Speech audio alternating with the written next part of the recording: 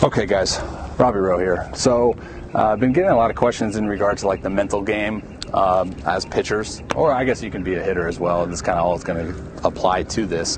But like thoughts, like what are your thoughts up here, towing the rubber, like staring down a glove, staring down a guy in the box trying to freaking dominate you? Like, what are your thoughts? And then sidebar of kind of like my particular breathing pattern that I use as a dump truck scoots by and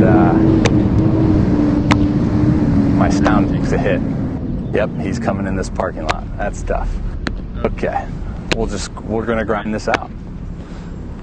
Best way we know how. All right. So I did a podcast recently on Win This Pitch, and over all of the years of my existence and all of the pitches that I've thrown professionally, it's still a learning curve, okay? But I did come up with this kind of aha moment in regards to one of my winter ball outings as I'm sitting here towing it up, guy at the box, and I'm all of a sudden thinking about external factors in regards to, am I gonna get signed? Who likes me? If I throw another scoreless inning, that means I haven't given up a run all winter ball. And I'm starting to think about these things, and all of a sudden I realize that it's taking away from like my focus, my focal points in performance, like in the actual game where things matter.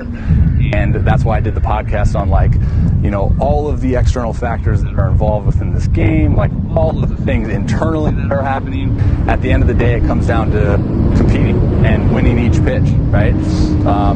Success is just, for pitchers, success is nothing but just a consecutive series of executed pitches, right? So I did that podcast on Win This Pitch, and I got a lot of questions in regards to like, okay, well then how do you kind of control your thought process? Well, for me, that's where it links into like my breathing pattern, because I can use my breath to essentially find a way to clear the mechanism, right?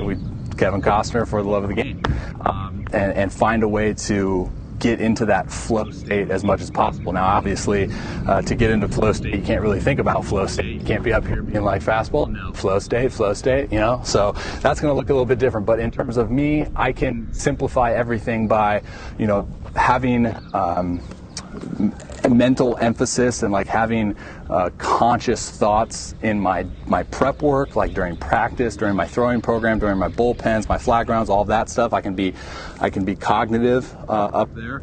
But as soon as it comes down to this little circle here, I know my field's not the prettiest, but I'm on a mound. When it comes down to this, and it comes down to like getting the guy in the box out, then all of that conscious thought goes away.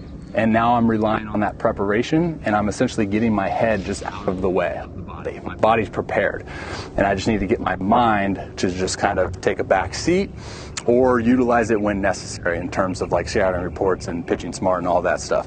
But now I need to put a huge emphasis on my breathing pattern, which is going to look like this if I'm coming set. I'm trying to do a good job in my set position of breathing out of my nostrils. We'll talk about that maybe in a later podcast or something. And I'm trying to put emphasis on breathing out of my diaphragm. If I get too much in my chest here, especially when I come set, if I get too much in my chest, then I feel that my traps get tight, and then I'm tight, and then all of a sudden I'm gripping the ball tight, and I like to grip the ball like an egg, okay? So big emphasis for me, breathing out of the nostrils, using my diaphragm, and then coming set, still breathing.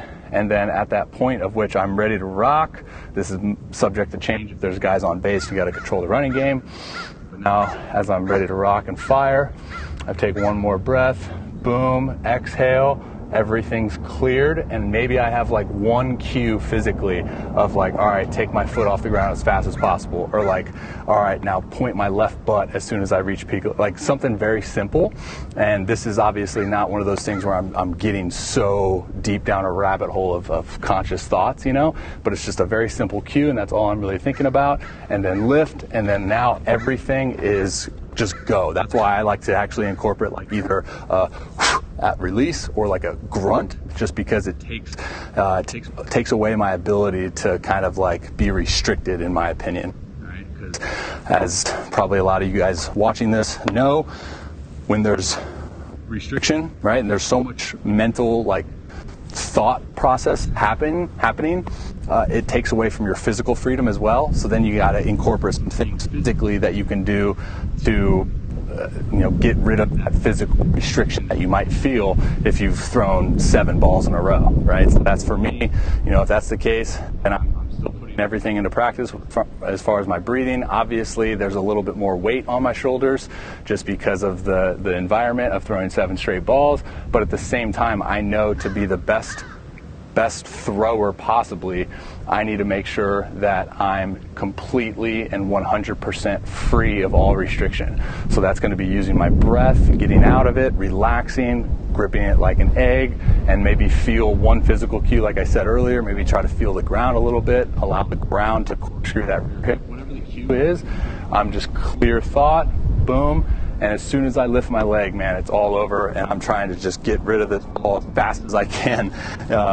And that kind of allows me to take away that mental restriction that turns into physical restriction over time. So hopefully that makes sense, and hopefully you can use that in your development. Thanks.